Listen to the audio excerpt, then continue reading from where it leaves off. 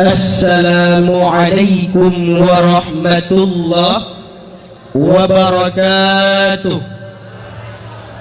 Alhamdulillahilladzi ja'alana walidaini ihsana.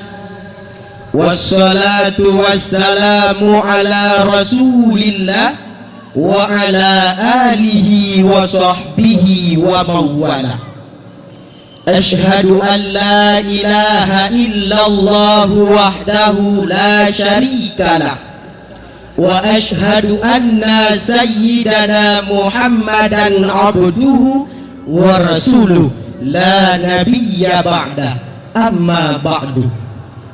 Ta'zim wal ikraman kami terutama sekali kepada Abiyah Rohani Ma'a Keluarga, diiringi Rais Am, dicakupi seluruh Dewan Guru, dan diakhiri oleh seluruh santri-santri, wabil khusus kepada seluruh kaum muslimin yang telah berhadir pada tempat kami ini juga saya muliakan.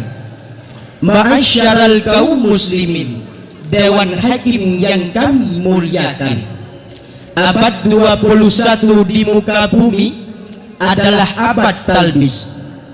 Hadirin tahu talbis? Talbis adalah strategi global di mana iblis berkostum dan bermakeup wajah seperti malaikat.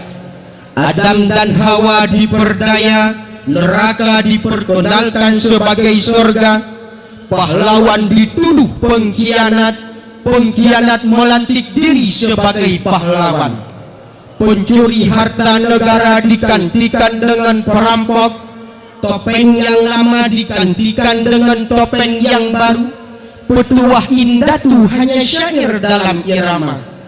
Negeri syariat dulunya panutan, sekarang peradaban jauh berbeda. Orang tua berlagak lajang, tidak sadar rumah sudah bertangga. Nafkah dan hak serta kewajiban untuk anak enjoy aja. Anak larut dalam kemurkaan karena kelalaian orang tuanya. Oleh karena itu, pada kesempatan yang sangat mulia ini, tergugah hati Al-Fakir ingin menyampaikan satu syarahan singkat yang berjudul rusaknya moral generasi karena kelalaian orang tuanya. Ma'asyaral kaum muslimin, Dewan Hakim yang kami muliakan, orang tua adalah guru bagi anak-anaknya. Guru dengan diamnya, guru dengan perbuatannya, dan guru dengan perkataannya. Tugas guru mengajari apa yang dibutuhkan oleh anak. Pandainya seorang anak tergantung orang tuanya. Baiknya seorang anak di lingkungan berpengaruh dari ruang lingkup dalam keluarganya. Dalam kitab Ta'limul Muta'allim halaman 16 terdapat satu hadis Rasul. Bismillahirrahmanirrahim. Kullu mauludin yuladu ala fitratil Islam illa anna abwahu yuhawwidanihi wa yunassiranihi wa yumajjisanihi. Setiap anak yang dilahirkan adalah suci dan Islam. Orang tuanya lah yang meyahudikannya, menasranikannya, dan memajusikannya. Peran orang tua sangat menentukan hasil baik dan buruknya anak. Nah hadirin, Rasul pernah berpesan kepada kita yang diriwayatkan oleh Imam Tirmidzi. Bismillahirrahmanirrahim. Mana halal waladu waliduhu afdalun min adabil hasan. Tidak ada yang lebih afdal bagi orang tua memberi kepada anak-anaknya melainkan kebagusan budi pekerti. Putar sejarah Sayyidina Ali bin Abi Thalib. Sedang-sedang Sayyidina Hasan dan Husain bermain di atas punggung baginda Rasul, tiba-tiba Ali datang. Dengan penuh ketakutan mereka langsung turun. Nabi bertanya, kenapa dengan kalian? Wajah yang penuh gugup mereka berkata, ayah kami telah datang ya Rasul. Dengan cepat Ali menghampiri dan memukul mereka seraya berkata, kesopanan lebih baik bagi kalian.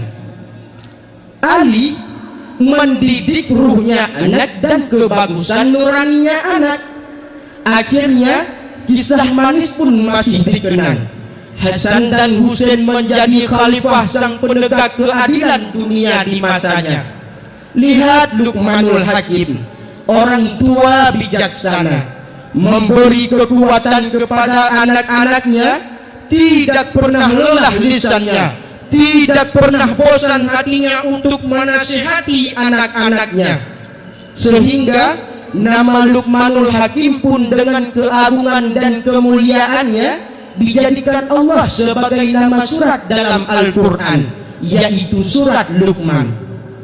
Sayyidina Ali dan Luqman bukan hanya menafkahkan materi jasmani anak, materi yang dibutuhkan oleh tubuh anak, melainkan materi rohaniah, materi akaliah yang diperlukan anak tidak juga mereka tinggalkan.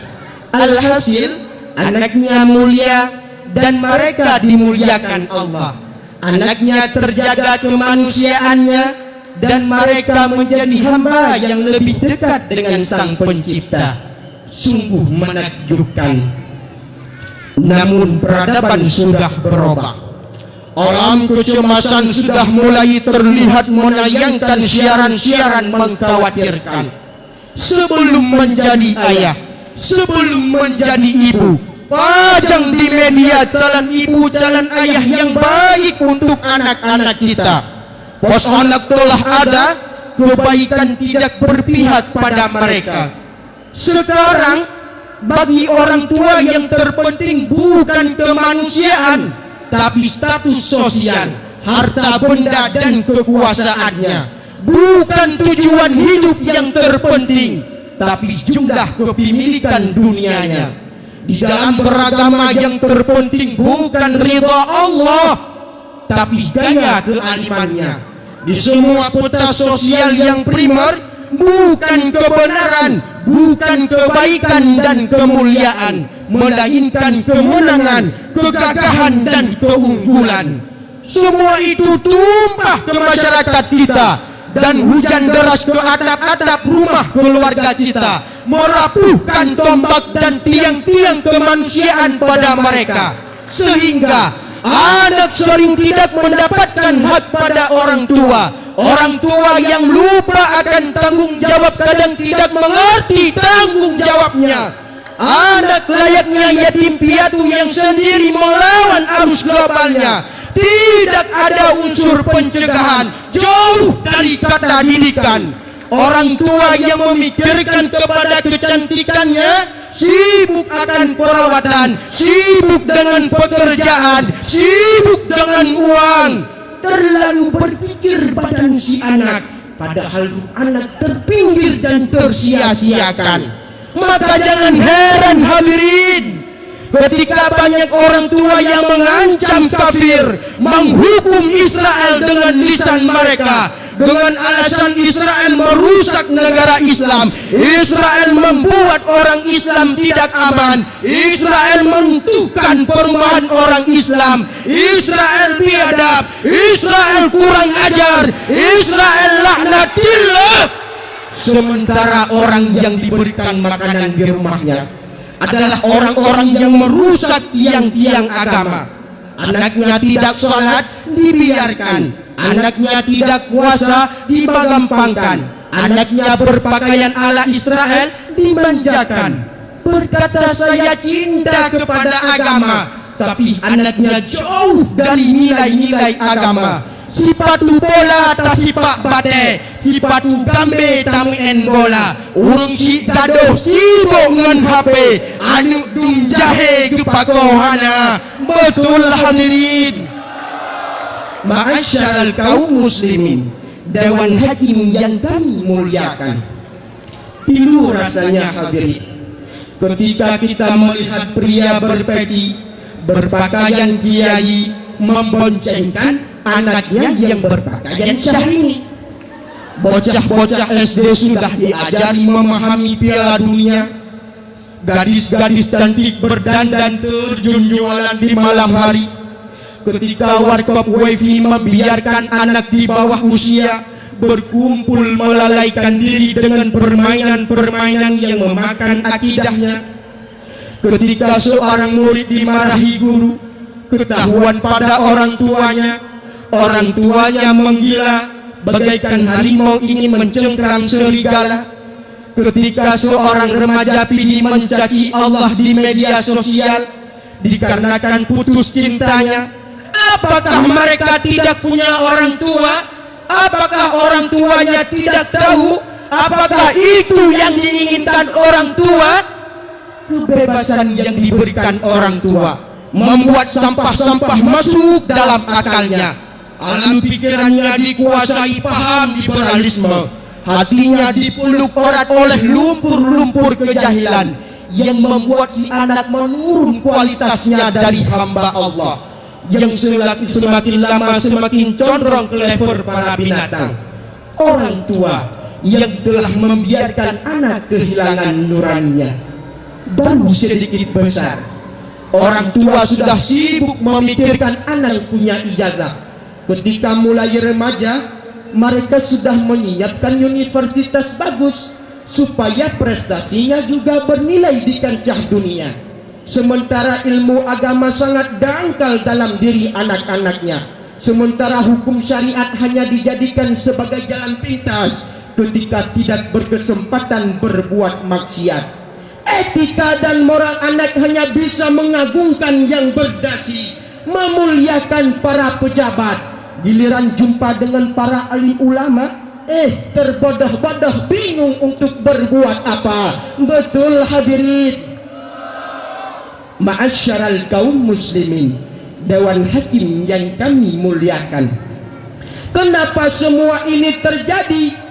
Karena orang tua jauh dari Allah, orang tua yang jauh dari ulama, orang tua yang minim akan ilmu agama. Akhirnya mereka enggan dalam mendidik anak tentang agama.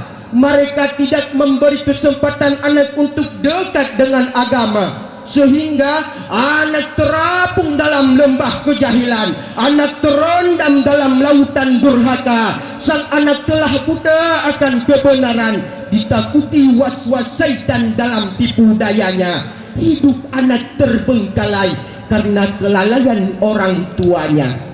Ma'asyaral kaum muslimin, Dewan Hakim yang kami muliakan, oleh karena itu, semasih hayat dikandung badan, sebelum jasad dikandung tanah, mari kita mencerminkan diri sendiri.